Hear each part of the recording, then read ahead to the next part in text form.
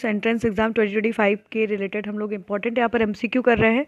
यहाँ पर आपके इंडियन इकोनॉमी का सेकंड पार्ट रहेगा। इसमें हम और भी इंपॉर्टेंट एमसीक्यूज़ को आज कवर करेंगे और कुछ फैक्ट्स भी रहेंगे जो कि आपके एग्जाम के लिए इंपॉर्टेंट है। तो लास्ट तक देख लीजिएगा, चैनल को सब्सक्राइब कर लीजिएगा, अपने फ्रेंड्स के साथ ज़रूर शेयर करिएगा और टेलीग्राम ग्रुप हमारा ज़रूर ज्वाइन कर लीजिएगा जहाँ से आप हमसे कनेक्ट कर सकते हैं। तो और अगर आप हमारे बैच को अभी तक ज्वाइन नहीं किए तो बैच को भी ज्वाइन कर सकते हैं, ऑलरेडी रनिंग है, जिसमें आपको live lectures, recorded lectures, topic wise test series, full time test series दी जाती है।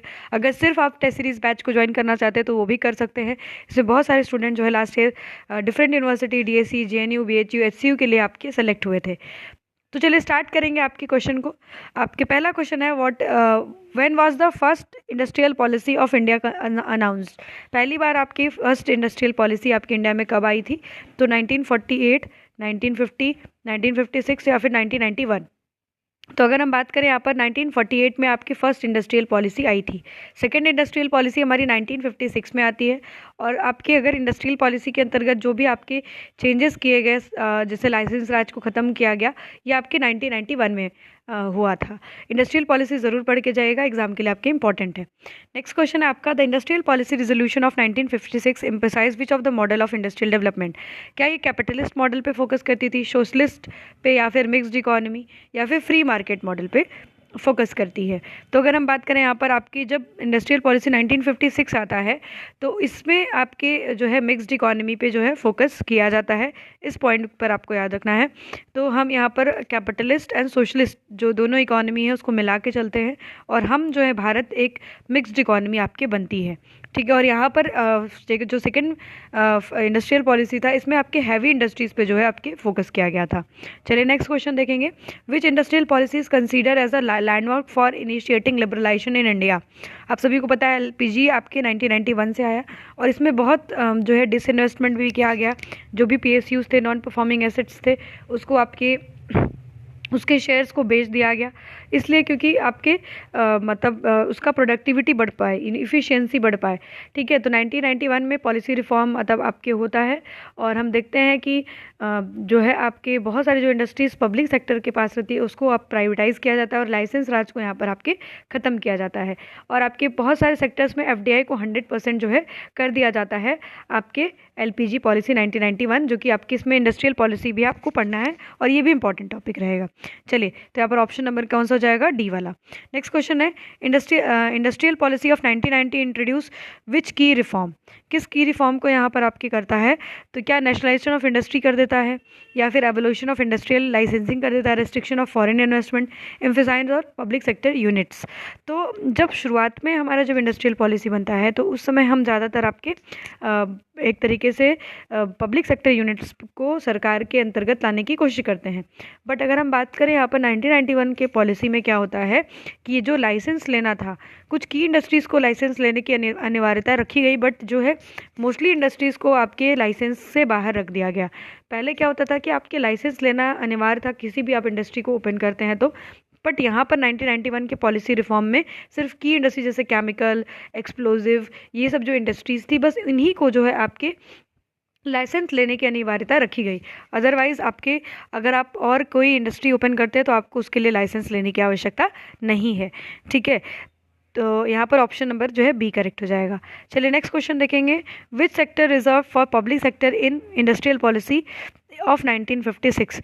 तो ट्रांसपोर्ट को आपके रखा गया, या फिर कंज्यूमर गुड्स को रखा गया, या फिर हैवी इंडस्ट्री, या फिर डिफेंस और या टूरिज्म को। तो यहाँ पर बोला है कि which sector reserve for public sector unit, कौन सा आपके पब्लिक सेक्टर यूनिट में रखा गया।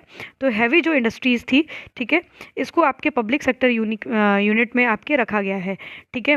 तो हैवी इंडस्ट्रीज़ जो है आपके डिफेंस प्रोडक्शन, ये सब आपके पब्लिक सेक्टर यूनिट्स का पार्ट हो गया। तो ऑप्शन नंबर यहाँ पर सी करेक्ट हो जाएगा।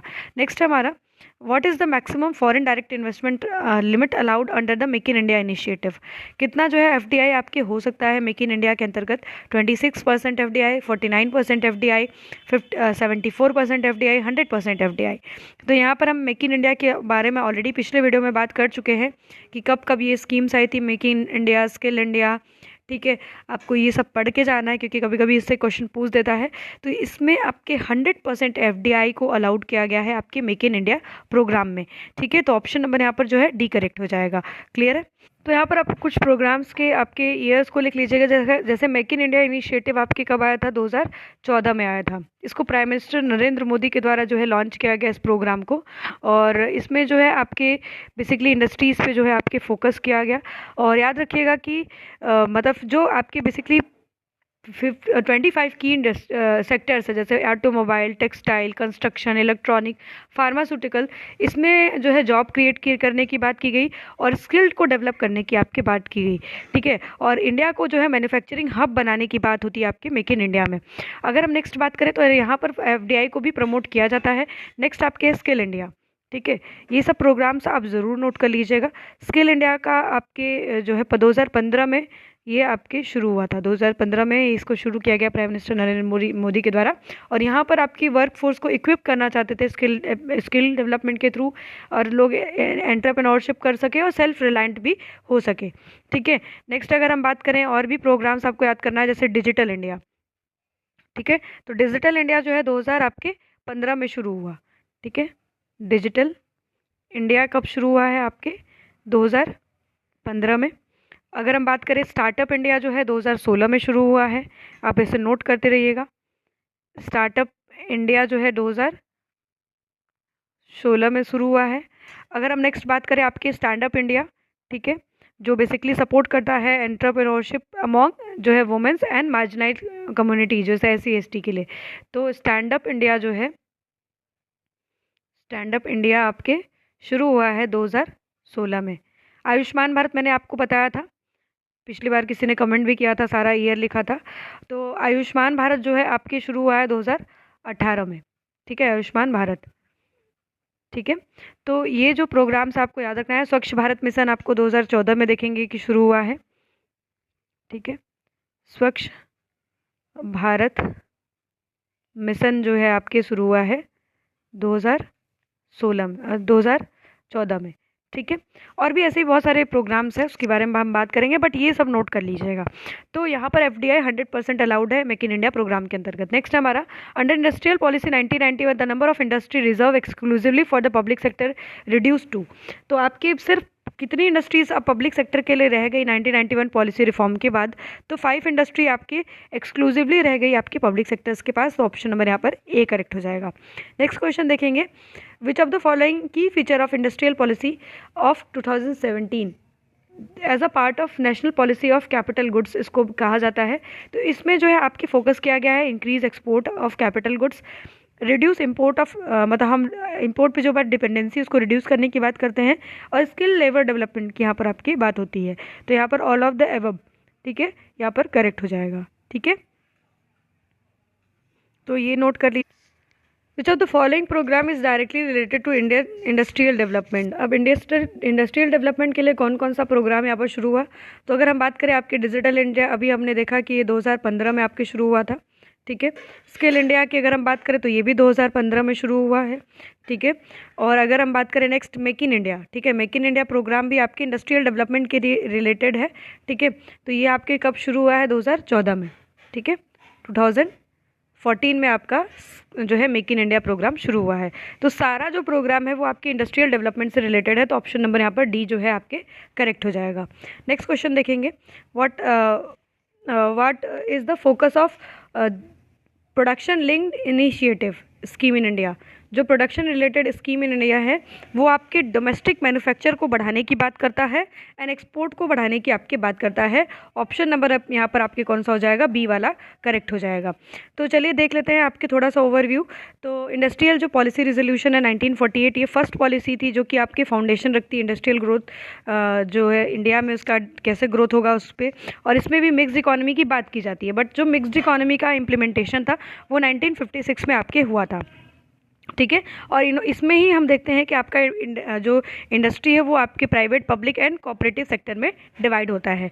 नेक्स्ट आपका 1956, इसको जो है इकोनॉमिक कॉन्स्टिट्यूशन ऑफ इंडिया भी बोला जाता है। और यहाँ पर आप देखेंगे कि आपका जो मतलब पब्लिक सेक्टर भी है, मतलब आपके schedule A, schedule B, schedule C जो है इंडस्ट्रीज़ आपके रहती है। जो शेड्यूल A इंडस्ट्री है वो रिजर्व फॉर स्टेट होती है, शेड्यूल बी आपके स्टेट कंट्रोल में रहती है, प्रोग्रेसिवली स्टेट कंट्रोल में रहती है, और शेड्यूल सी जो है आपके प्राइवेट इंटरप्राइजेस के लिए ओपन रहती है। नेक्स्ट आपके 1991 बहुत इंपॉर्टेंट है, आपको ये इसको करके जाना है। तो ये आपके एलपीजी पॉलिसी है। यहाँ पर लाइसेंस राज का खात्मा होता है, ठीक है, लाइसेंस राज को ख़त्म किया जाता है, गवर्नमेंट का कंट्रोल को रिडक्शन मिलता है यहाँ पर, और एफडीआई भी आपके अलाउड होता है, ठीक है, और यहाँ पर इन्वेस्टमेंट देखिए अलाउड होगा, और प्राइवेट पार्टिसिपेशन यहाँ पर आपके बढ़ेगा, ठीक है। मेक इन इंडिया ऑलरेडी मैंने बता दिया था 2014 में लॉन्च हुआ था, और यहाँ पर मैन्युफैक्चरिंग सेक्टर को डेवलप करने की बात की जाती है। एफडीआई अलाउड किया जाता है 100% यहाँ पर। नेक्स्ट है आपके प्रोडक्शन लिंक्ड इनिशिएटिव स्कीम, जो कि 2020 में शुरू हुआ है। यहाँ पर एम है to promote domestic manufacturing and export of की इंडस्ट्री, की सेक्टर सच एज इलेक्ट्रॉनिक्स, है ना। तो यहाँ पर मैन्युफैक्चर को बढ़ावा देना और साथ साथ एक्सपोर्ट को बढ़ावा देने की बात यहाँ पर आपके प्रोडक्शन लिंक्ड इनिशिएटिव में होता है। एमएसएमई सेक्टर की बात करें तो माइक्रो स्मॉल मीडियम इंटरप्राइजेज जो है इकोनॉमी, अगर इंडियन इकोनॉमी की बात करें तो लगभग 30% इसका जीडीपी में कंट्रीब्यूशन है, और लगभग यहाँ पर 120 मिलियन पॉपुलेशन जो है आपकी एम्प्लॉयड है एमएसएमई सेक्टर में। स्टार्टअप इंडिया 2016 में शुरू हुआ था, और इसमें आपके मतलब जो आपके मार्जिनलाइज क्लास है और साथ साथ आपके वुमेन्स एंटरप्रेन्योरशिप को बढ़ावा देने की बात की जाती है, ठीक है। एक चीज़ आपको याद रखना है, और आज इंडिया में जो है 100% एफडीआई अलाउड है, ये भी आपको पॉइंट याद रखना है। तो these are the important question which is important for your exam, CUET exam as well as other entrance exam too. तो आप इसको नोट कर लीजिएगा, और ऐसे ही आपके एमसीक्यूज़ के लिए जुड़े रहेगा। आपके बहुत अच्छा हमारा टेस्ट सीरीज़ भी आप ज्वाइन कर सकते हैं, 150 टेस्ट आपको वहाँ पर अवेलेबल हो जाएंगे, तो आप ज़रूर ज्वाइन करिएगा, क्योंकि बहुत सारे स्टूडेंट लास्ट ईयर उसी टेस्ट को दे करके आपके अच्छे यूनिवर्सिटीज़ में एंट्रेंस एग्जाम में जो है एडमिशन भी प्राप्त कर चुके हैं। तो इंपॉर्टेंट रहेगा, और ऐसे ही एमसीक्यूज़ के लिए जुड़े रहेगा। चैनल को ज़रूर सब्सक्राइब करिएगा, सपोर्ट करिएगा, जिससे और भी हमें वीडियोस बनाने का जो है मोटिवेशन मिल सके। जुड़े रहेगा, सब्सक्राइब करके रखिएगा। धन्यवाद।